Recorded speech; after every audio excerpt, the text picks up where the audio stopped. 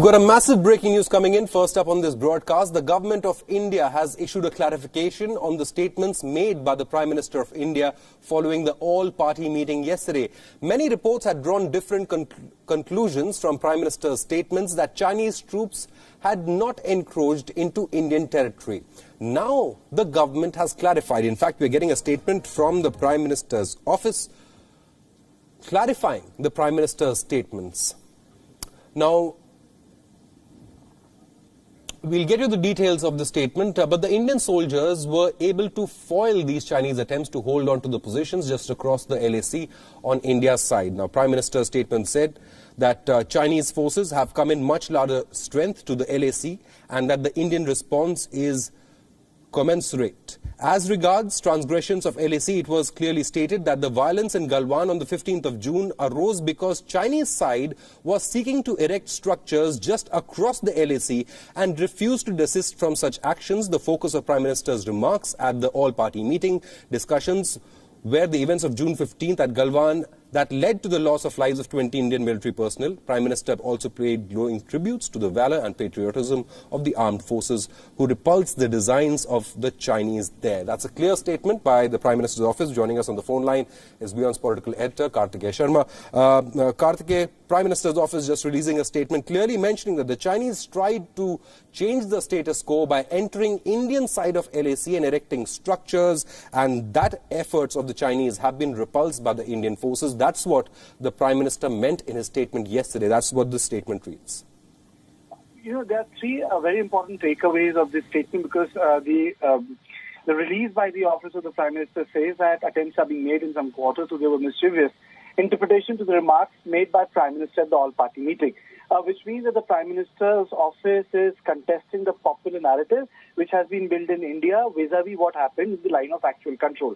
Now, if I go verbatim, the statement reads that the Prime Minister was clear that India would respond too firmly to any attempt to transgress the line of actual control. In fact, he specifically emphasized that in contrast to the past neglect of such challenges, Indian forces now decisively counter violations of LAC. And the Prime Minister said, and the statement goes, the APM was also informed that this time Chinese forces have come in much larger strength to the LAC and that the Indian response is commensurate. As regards to the transgression of LAC, it was clearly stated that the violence in Galwan on June 15th arose because Chinese side was seeking to erect structures just across the LAC and refused to desist from such actions. Now, it tells us two things. Now, since line of actual control is contested, and if we go by the earlier understanding which was reached in the eastern Ladakh, it was that the both sides would go back by 2 to 3 kilometers, which means that there would be a difference of 5 to 6 kilometers between the Indian and the Chinese forces. So even if they try to patrol the area, Shobhit, nothing would happen in terms of close contact or violence. Now, the statement is a clarification which says that across the LAC, they tried to build structures which the Indian forces said it needs to be demolished. I think it is of great significance because it tells us two things. One, that the Indian forces are not allowing China to build permanent structures right on the LAC line of actual control, which gives them patrolling heft, superiority in surveillance, superiority in maintaining sort of an eyeball-to-eyeball engagement, and ability to monitor our convoy movements. So this is a very important clarification which has come from the Prime Minister's office, because leaders in India in the opposition were asking as to how did this happen, are Chinese still in occupation? And the context of this is that yesterday night there was a clarification and a sort of a press statement which came from the Office of Foreign Ministry of China, in which the foreign spokesperson said that Galwan belongs to them. So it's a very important clarification which has come from the Office of the Prime Minister, stating that the behavior of Indian forces on LAC has changed, one. Secondly, the structure was built right across LAC, which means that Chinese had betrayed the understanding of disengagement, that they had to go back. But they did not, and India did it because we did not want it to repeat the experience of Doklam, where after disengagement, Chinese forces came back to the same spot. Right. So, Karthikeya making certain very important points. Prime Minister's statement reads, it was clearly stated that the violence in Galwan on June 15th arose because Chinese side was seeking to erect structures just across the LAC and refused to desist from such actions. So, the Chinese side clearly responsible. Another important statement here, Karthikeya, in this press release is that what is Indian territory is clear from the map of India. The government is strongly and resolutely committed to that. So now this comes after Chinese claims over the entire Galwan Valley, and this statement by Prime Minister's office is a response to that, saying what is Indian territory is clear from the map of India. So can we consider this another reply to Chinese statement who are claiming sovereignty over the Galwan Valley region? Yeah, I would concur with you. And if we look at the second last statement of the clarification, it again is very, very important. It's both political and strategic. The statement says what is Indian territory is clear from the map of India, which means that India does not buy the logic just because that we have bifurcated our own state into union territories, or we have said that the lands across these lines belong to us, does not mean that other parties or other states become aggressive. Then it says that the government is strongly and resolutely committed to that. Insofar as there is some illegal occupation, the all-party meet was briefed in great detail as to how over the last 60 years, more than 43,000 square kilometers have been yielded under circumstances with which the country is well aware. It's a clear reference to the war of 1962, in which China occupied a large swath of land, which we know as Aksai Chin. So, APM, which is all-party meeting. So in this reference, the clarification says that India will not yield another inch of land. Though the counterclaims are that the sort of intrusions which the Chinese have done, they have wrested away 60 square kilometers of land, but those are talks in the air. The clarification states that the Flashpoint Galwan, where 20 Indian soldiers were killed in action, did not take place inside Indian territory. The action happened across the LAC because there was violation of an understanding which they had reached on 5th of June, which means you had to disengage. But then strategically, if you look at one thing, the truth is that the Chinese have a stronger build-up. They have been creating infrastructure all across LAC. I have been to Kibutu sector in Arunachal Pradesh.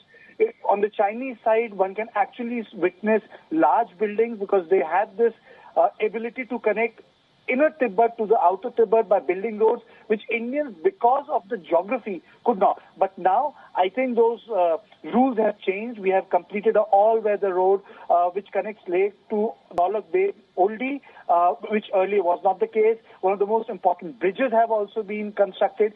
So I think these dynamics are having an overall impact on the way China is behaving. But we have to also see in the larger context of South Asia Sea, Taiwan, LAC, trade war with China, that the dynamic of the world order is changing, and one country is trying to push it even further when the world globally is battling the pandemic of COVID-19. Absolutely. Karthikeya, thank you so much for joining us. Also joining us is WION's Principal Diplomatic Correspondent Siddhant Sibal. I'll just read out one statement, Siddhant, before I come to you. This is from the Prime Minister's office. This statement comes.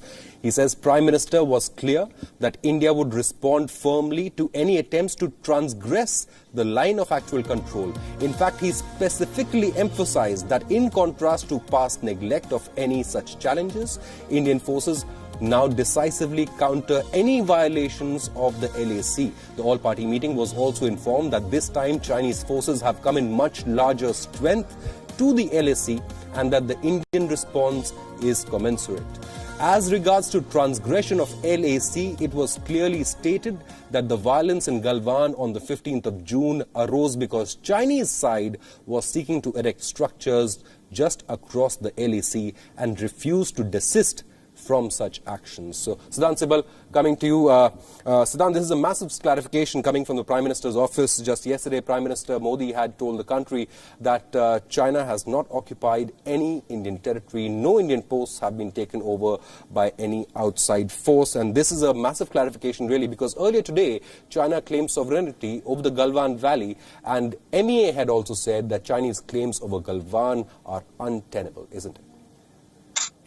Well, it's a much awaited clarification by the PMO and the expected clarification, given the fact that yesterday's statement had different connotations and meanings. In fact, we know that after the statement by the Indian Prime Minister, there was a statement which was basically a reiteration of the daily press conference by the Chinese Foreign Ministry over sovereignty of Galwan. But interestingly, this statement by the PMO clarifies and reiterates what the MEA has been saying since it emerged that this violent face-off has taken place. Because remember, the statement which was given by the MEA the day after it emerged that this violent face-off has taken place, said that it was the Chinese who tried to unilaterally change the situation on the ground and violated the sovereignty in terms of the ground territorial integrity of India. And basically this has been reiterated by PMO, but it is important this time around because of the statement made by the Prime Minister at the all-party meeting. But what next? Because we know that both sides are engaging, because at the military level also and at the diplomatic level also, there are more talks that are expected, specifically regarding there is no repetition of what has happened, but also there is a seething anger here in India regarding the commentary being made by the Chinese and also by the Chinese media, especially if you look at Global Times, which has been well known now as the mouthpiece of the Chinese Communist Party. So it looks like that there could be an action, but what are the options in front of India is something that the Indian government is mulling.